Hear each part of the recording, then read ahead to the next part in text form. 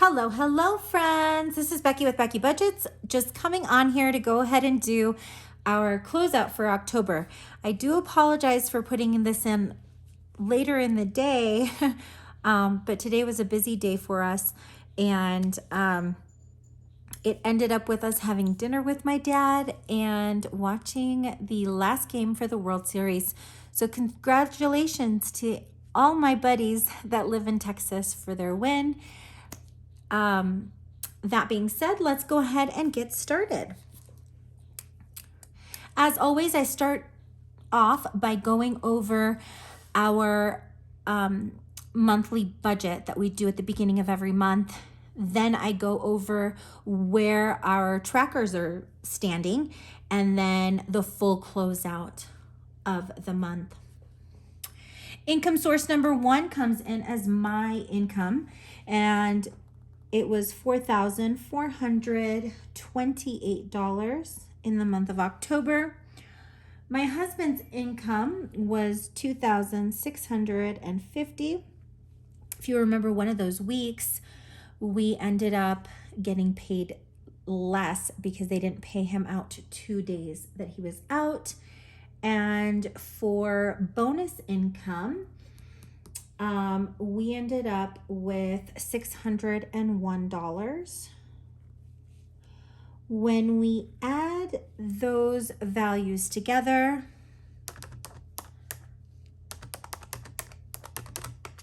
that gives us a total of $7,679 as our total income. And I'm going to go ahead and write that down right here so that we can work out the math at the end. Rent came in slightly higher than what we had predicted. It was $2,506. Subscriptions were $79. Excel came in for $1 more, so $304.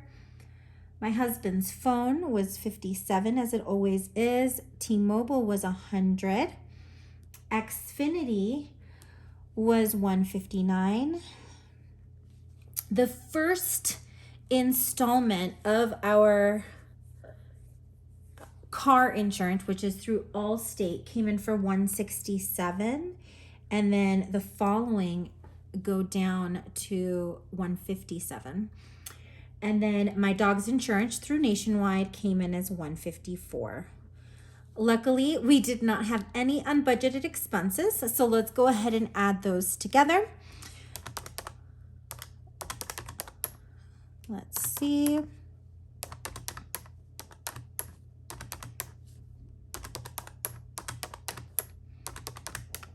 And we end up with a total of $3,526. When we move on to the variable expenses, we did end up putting $400 towards food, $250 towards gas, $100 towards pets. My husband ended up getting his $150.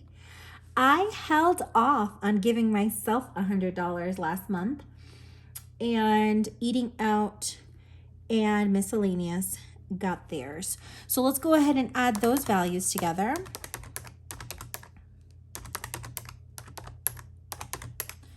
And that gives us a total of $1,025. Moving down towards debt, credit card payments came in for $490. We did have to pay that Discover minimum, which I did not hold into account there. The Upstart loans stayed consistent at $1,652. Advantage, which is my husband's student debt, was at $181. And then the Barclay ended up getting $102 because of the extra 41 that were in there for the snowball. And then the my husband's Barclay, which has the Capital One debt, got an overage of 51. So when I add those together,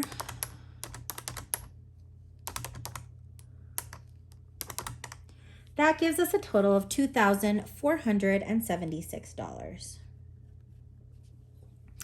Last but certainly not least is our savings. So the 252-week challenges got $166. If you remember, one of these weeks we had to make a sacrifice and not put in the full 100 for one of the week's sinking funds. We ended up putting $28 that week. So that means that our sinking funds this month got $328. Let's go ahead and add those together. That was off. And that gives us a total of $660. To figure out what our overall expenses look like, what we do for the total expenses is we add all the values next to the pink on this sheet. So we've got the $660 plus the $24.76 plus the $10.25 and the $35.26. And that gives us a value of $7,687. When I take our total income minus our total expenses, we did end up in the negative again. It was negative $8. Now, those $8 come in with the $10 that came out of the miscellaneous fund. If you noticed my cash stuffing, you would have noticed that we had $40 in there and 10 were missing. That's where this money came in. Overall, October wasn't a very good month for us. I think that mentally we were kind of prepared for it, which allowed us to spend less in our variable envelopes and be able to add money to our snowball. Moving on to our trackers. This right here is our Capital One tracker, which is currently on my husband's Barclay card. This past month, we did hit 25%, which is exciting. We have been paying the previous minimum that we were paying on the Capital One prior to moving the account to Barclay. So this gets a consistent $51 every month extra, plus its minimum payment, which is $29. And we are moving pretty nicely through this without doing any extra effort, which is really nice. Next is our current snowball. So this is the Dell minimum. As you know, we have been kind of sneaking by very slowly because we haven't been putting a lot towards our snowball lately. Luckily, we were able to put an extra $40 this past month, which has gotten us to, let's see, 25, 26, 27, 28, 29, 30, 31, 32, 33. So we're at about 33.5% of that base principal still left that we've paid off. My hope is to possibly get to halfway by the end of the year. Ideally, we would be finished with all of this by March of 2023. And that's one of the reasons why I have been kind of pushing so hard to put money towards that snowball. As always, this is the big mama. This tracker right here has our Upstart loans. We've got 2 Upstart loans right now. One of them, which is to finish being paid in about 10 months, which we pay $944. And then the new one we took for the consolidation loan, which is the $711. I'm happy to say that we are definitely making a lot of headway, and I am very excited. As of October, we were needing to pay 11 more. Now that we made our November, I get to color in another one, but that'll be for next month. And I'm very excited to have an extra $940 to help pay debt in about 10 months. Here's my weight loss savings challenge. Unfortunately, I haven't been able to color any more in here. I did face my fear today and get on the scale, and I'm at 227.5. So hopefully within the next couple days, I can color in some of these. It's these last 3 pounds that are getting hard to lose. Now, my friends, we get into my favorite part of the budget by paycheck method by the Budget Mom, which is an analysis into what we did this past month. If we look at our debt payment plan, we were able to pay based on our minimum payments and any extra. We were able to pay $2,475.64 towards debt. These were our ending balances for the month, which gives us a total debt of $135,362.33. When we subtract that from last month's total debt, we are at $1,869.23 that we paid off, which means that we made a debt monthly progress percentage of 1.34%. Now, obviously, these two values are different, and I do annotate right here how much of our money went towards interest. So last month, we lost $606.41 towards interest. Overall, if we take this new balance away from what we started with, we are at an overall debt progress of $4,607.14, which means that we have paid 3.29% of our debt. Moving on to our net worth. This is basically the reason why I have to wait till the very last day to calculate my closeout. I wait until the stock market closes on the last day of the month to go ahead and check what our retirement funds, where they're sitting. We ended up last month with a negative $12,424.21. And it was mostly because of that hit that we got in our retirement.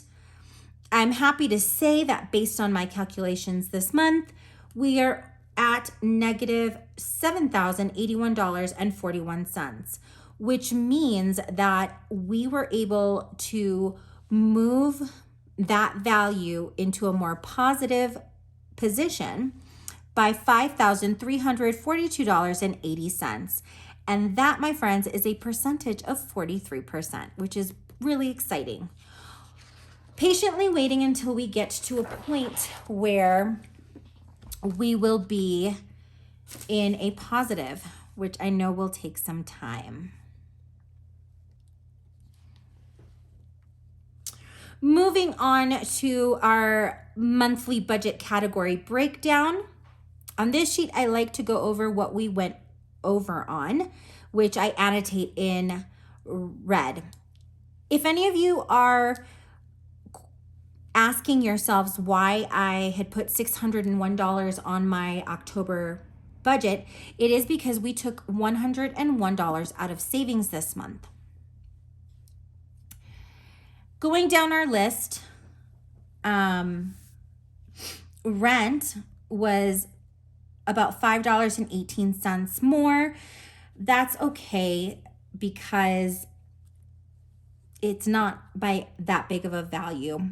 Our credit cards, we did go over by $64, and that is because I had forgotten to include the Discover minimum. Allstate was the third value that went over, and that was for $23.97. And it was the start of a new policy. So that made sense to me.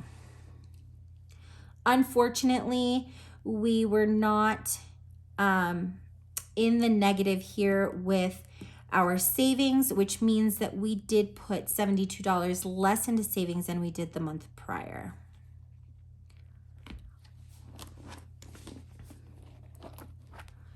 Moving on to where our money went. Our total monthly inflow was $7,679.98, and we did a monthly payoff of $2,475.64, which means that 32.2% of our inflow went towards debt. Moving on to savings, we take our monthly income, which was the $7,078.98, and the amount that went towards savings, which was $660. Taking the percentage of what our income went into savings, we're at 9.32%. For those of you who have been with me a while, you know that this is exactly where I like to be. I like to be at about 10% for savings and 30% for debt. So we did hit that, even though there were less values because we had less money to pay towards it last month. One thing that I usually look at here in our debt is that our Upstart loans, which are Upstart 1 and 2, they take the bulk of everything. And our Barclay B, which is me, which is the Dell, I like it to be the third. Unfortunately, because we didn't put a lot towards Snowball, our student loan came in third, which just kind of opens my eyes as to this was a tougher month for us. Taking a look at savings, our 52-week challenges took 50%, and then the 328 that went towards our sinking funds took 49.7%. So it was about 50-50 this month. Last but not least is our monthly comparison. On this sheet, I like to look at what we spent in September and what we spent in October, just to see how things were different.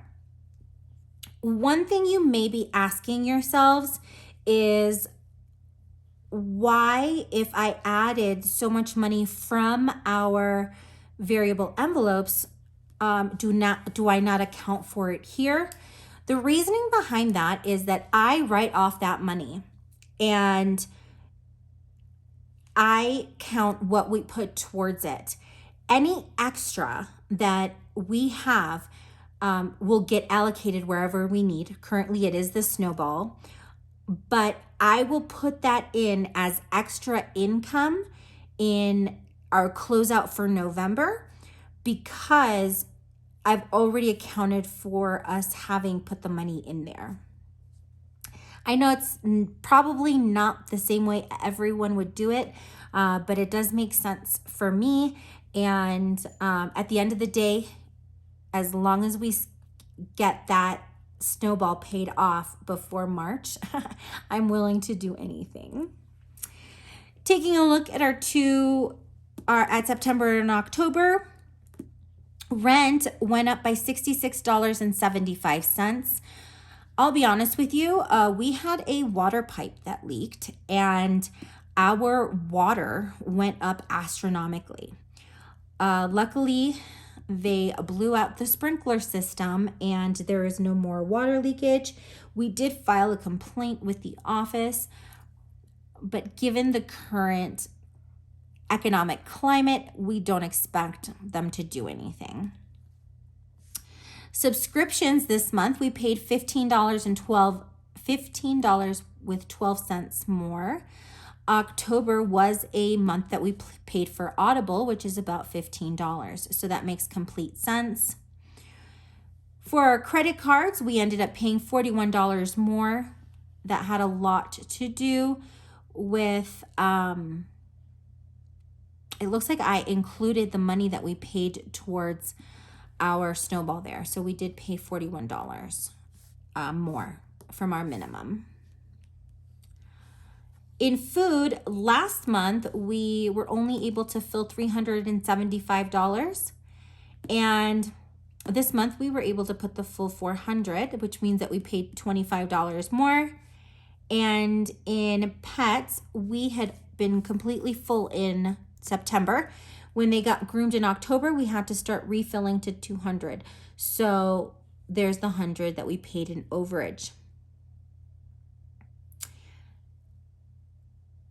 When I look at the monthly inflow change here at the top, it makes complete sense as to why we had less money go into savings, less money go into debt, and we ended up overall with the month at a negative. Even though it was a small negative, it was -8, it still isn't a good month. It's not horrible, but it isn't good.